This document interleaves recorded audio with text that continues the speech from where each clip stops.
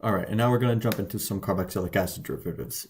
So just to define a carboxylic acid derivative before anything else, it's basically any functional group where the carbon is at the third oxidation level. If you'll recall from the last video, the carboxylic acid basically defines oxidation level 3, where the carbon right here, so this carbon has 3 bonds to oxygen, right, 1, 2, 3, and that puts that carbon at the third oxidation level. Any functional group with an oxidation level of 3 is basically considered a carboxylic acid derivative. So just to go over some of the more popular ones, the amide, right, where you have this carbon with 2 bonds to an oxygen and then 1 bond to a nitrogen. That's a carboxylic acid derivative. Although it's not 3 bonds to oxygen, that carbon does have 3 bonds to highly electronegative atoms, right? So obviously oxygen is incredibly electronegative, and nitrogen is just behind it. So this is at the third oxidation level. So amides are one, esters are another. Obviously this carbon right here has 3 bonds to oxygen. Also acid anhydrides, so these like kind of double ester looking things, they're not really double esters, but they're called acid anhydrides. These are carboxylic acid derivatives as well. Both of these carbons are at the third oxidation level. And finally, acyl chlorides, right? This carbon is bound to oxygen twice and to a chlorine, which is also a very highly electronegative atom. So these are all carboxylic acid derivatives. Now, the relative reactivity of these different carboxylic acid derivatives is dictated by how electronegative the atoms it's connected to are. So for the amide, right, this is the least reactive carboxylic acid derivative because the carbon here has 2 bonds to oxygen and 1 bond to nitrogen, right? And nitrogen is less electronegative than O or Cl in these carboxylic acid derivatives. So this is the least reactive. And then the acyl chloride is the most reactive because in addition to the 2 bonds to oxygen, that carbon is also bound to a chlorine, which is more electronegative than either of the O's here or the nitrogen here. So hopefully that's clear to you guys. The reactivity is related to the electronegativity of the atoms in the functional group. Okay, so a lot to look at on this slide. It's going to be broken down in the next couple, so we'll take specific looks at each of these. But basically how to make a carboxylic acid, all these kinds of methods to do it. Oxidation of an alcohol or aldehyde using the Jones reagent, right? So we talked about this last video. If you're interested, I encourage you to go and look at our last video for this mechanism. We can hydrolyze esters and amides using acids or bases. We could do it using acyl chlorides, using nitriles, and also using carbon dioxide and organometallic reagents. So let's take a closer look at each of these mechanisms right now. So for acyl chlorides, the way that we get from the acyl chloride to the carboxylic acid is first a nucleophilic attack with water, right? So the water will attack our nucleophilic carbonyl carbon here, form this intermediate right here, and this negative charge on the oxygen, it's much more stable when it's on the chlorine because chlorine is more electronegative. So that minus on the oxygen, which is from a lone pair, will drop down, form a second bond with this carbon right here, and kick off the chlorine with a positive charge, or a negative charge on it, I'm sorry. So that leaves us with this intermediate right here, and the last thing we have to do is deprotonate because this alcohol has an extra proton on it, and it's more stable with that proton off. So that proton will come off, and we get our carboxylic acid in the end. This reaction can also go this way, so we can make acyl chlorides from carboxylic acids using this reagent right here, SOCl2, which is called thionyl chloride. So I just wanted to make you guys aware of that. You don't have to know the mechanism, but it is good to know that you can go from acyl chlorides to carboxylic acids and from carboxylic acids to acyl chlorides. That's particularly good in synthesis problems. Okay, now for acid catalyzed ester hydrolysis, Well, first thing I should mention is that amides follow basically the exact same mechanism as esters do, so just keep that in mind.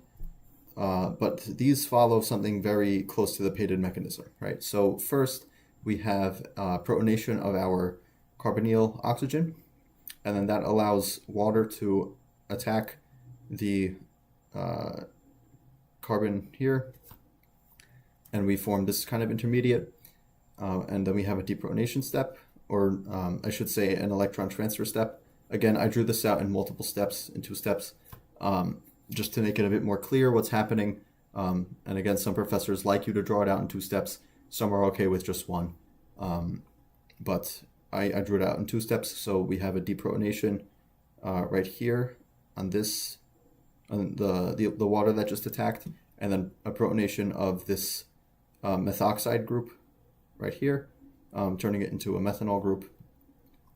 And then we can kick that methanol group off using one of the lone pairs on either of the alcohols up here and form this almost ketone looking intermediate or carboxylic acid looking intermediate. And then finally we have our deprotonation step, just taking this hydrogen off and leaving us with our carboxylic acid. Now for base catalyzed ester hydrolysis, it's much more simple. We don't need all that protonation or deprotonation. It's pretty rudimentary. We just have this hydroxide group. It has a negative charge, which makes it very nucleophilic, and it will attack the electrophilic carbonyl carbon here and force an electron pair up here onto the carbonyl oxygen. And then similar to the acyl chloride mechanism, right? The negative charge on this O is much better suited to be on this O down here as part of this methoxide group. So that will drop down, and then we'll kick off the what will be the CH3O minus to form a carboxylic acid right here. Now, one thing I should note is that if we are doing this under basic conditions, as the name implies, this is base catalyzed ester hydrolysis, the product will often be deprotonated. So what you'll really get is this molecule, but without the H here. So you'll get COO minus instead of COOH, because it's in a basic condition. Okay, and we can also use carbon dioxide to form carboxylic acids. If we have carbon dioxide and react it with some sort of organolithium or a Grignard reagent, then that the R group of that organometallic reagent will attack the carbon, and we'll end up with this, where one of the double bonds becomes a negative charge on one of the oxygens. And then, of course, we could just protonate using some acid and get our carboxylic acid in the end. All right, so nitriles, the mechanism for these is pretty long. I guess you can kind of split it up into 2 halves, right? So you have all this nitrile specific stuff, and the nitrile specific stuff converts the nitrile to an amide, as you see down here. And then this just keeps going to the carboxylic acid via the amide hydrolysis or ester hydrolysis that we looked at before. So just to go through the nitrile specific stuff, first we protonate the nitrogen, and that makes this carbon here with the triple bond sufficiently electrophilic, so then we can attack with water. And then this will form this sort of intermediate.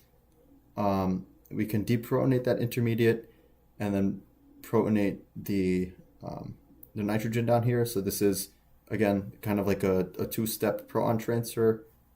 Again, you could do it in 1 step, but I'd rather be safe than sorry and do 2 steps. So we have that transfer, and then something analogous to an elimination step is we want to move one of these double bonds between the C and N to a lone pair on the N, and then drop one of the lone pairs on the O down to form a double bond with the oxygen. And then we get this kind of amide-looking intermediate, and the last thing we do is just deprotonate the amide oxygen, and we get finally the amide. And again, this once we get the amide, it just follows the acid hydrolysis, or the acid catalyzed amide hydrolysis that we looked at before. So just looking at this, it's very similar to Pated, except that instead of using oxygen, we're using nitrogen. It could be a little bit misleading, but it's more or less the same thing, right? We have a protonation and then an attack and then an electron or a proton transfer, right? And then something like an elimination step and then finally a deprotonation. So hopefully that helps you visualize and memorize that a little bit better. All right, and the last thing I want to talk about is decarboxylation. This isn't necessarily a way to make carboxylic acids, but for molecules that have a carboxylic acid, or for molecules that have a carboxylic acid and a ketone on the beta carbon, right? So if this is our carboxylic acid here, right, then this is our carboxylic acid carbon. This is our alpha carbon, right, the carbon adjacent, and then the carbon adjacent to that, so this one is a beta carbon. So if we have a molecule that has a carboxylic acid and a carbonyl group on the beta carbon, we can heat this molecule up and that will force the carboxylic acid to come off as CO2, as you can see here, and just leave us with kind of this section, this half of the molecule, as you can see here. So the mechanism for that, we have this beta keto carboxylic acid, as we call it, right? So it's a carboxylic acid with a ketone on the beta carbon, so beta keto carboxylic acid. We heat it up.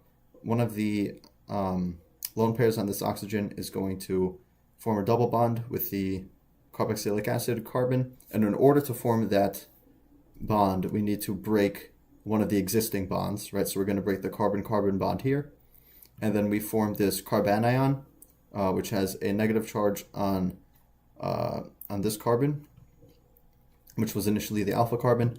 And as we know, that's not a very stable structure, so we're going to take the proton that's still left over from the carboxylic acid group that came off.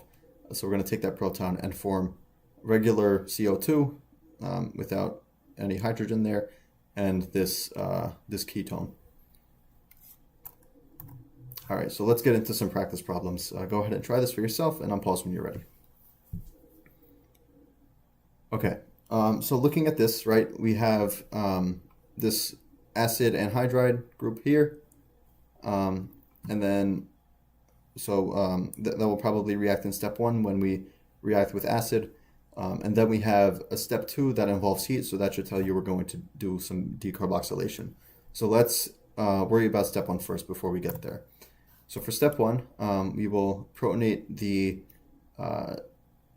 carbonyl oxygen up here, and that will allow us to attack the carbonyl carbon right there, and push one of the double bonds, or one of the bonds in the double bond, up to a lone pair on this oxygen. And so we get this intermediate, right? And then we can have a proton transfer, so we'll deprotonate and then reprotonate. And this time we're protonating this oxygen right here. And that protonation allows us to perform our elimination step, right? So one of the lone pairs on one of the alcohol groups up here is going to form a double bond with that carbon. And in order to form that double bond, we have to break this bond right here between the C and the O. So we will eliminate this group.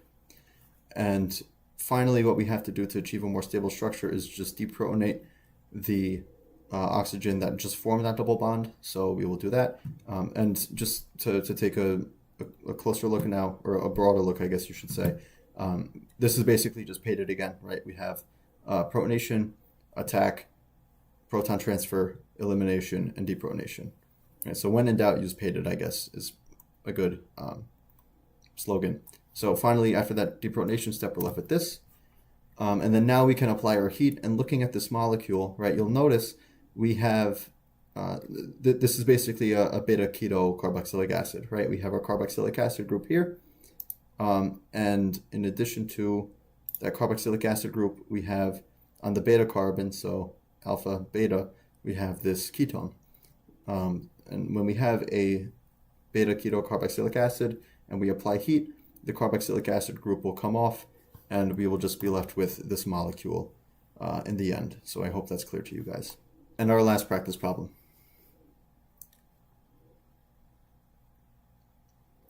All right, so a couple of things here. Just looking at the transformation to begin with, right? We have this alcohol is oxidized to a ketone, right? So that should tell you that we're using either the Jones reagent or PCC to oxidize this to this. Um, and then secondly, on this product molecule, we have a carbon where the bromine is, right? So we need to find some kind of way to put um, another carbon on this carbon chain here. Now, there are a couple of ways to do this. The way I chose to do it is by reacting this initial reactant molecule with a cyanide ion. And in doing that, the cyanide will replace the bromine and we'll get an extra carbon on this chain here. But you can also do this by converting this to an organolithium or to a Grignard reagent and reacting it with carbon dioxide and then following it with acid to protonate. You could do that as well. And there are probably a couple other methods to do it, but that's all I could think of off the top of my head. So after we react with cyanide, we can hydrolyze the nitrile here with acid to form our carboxylic acid. And then, of course, you can use either PCC or the Jones reagent. I just chose PCC to oxidize this alcohol to the ketone. So hopefully that's clear to you guys.